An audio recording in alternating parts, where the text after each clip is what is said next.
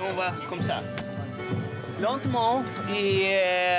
Dernière consigne aux bénévoles avant le début des grandes manœuvres. Devant un public venu en nombre assister au spectacle, l'Hermione a pris encore un peu plus de hauteur cet après-midi avec le montage des 3 mâts de Hune.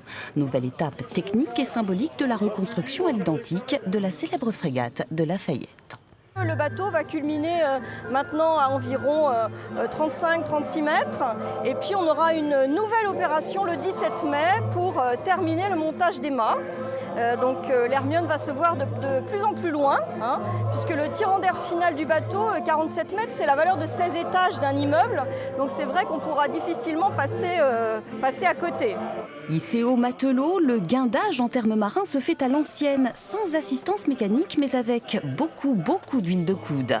Pour mettre en place le second étage télescopique de la mâture et tourner la grande roue du cabestan, il a fallu faire appel à une quinzaine de galériens volontaires. À chaque fois, c'est une première. On n'a pas fait cette manœuvre depuis quelques siècles à bord d'une frégate, au moins 200 ans.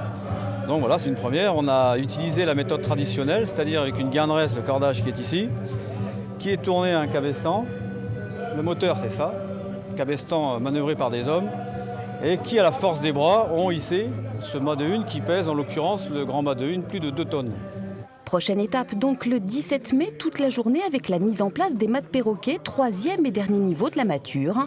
Le 15 juin, installation des vergues, ces parties horizontales qui vont porter les voiles carrées. Il reste encore plus d'1 an de travail avant de pouvoir traverser l'Atlantique et mettre les voiles pour Boston à l'été 2015, normalement.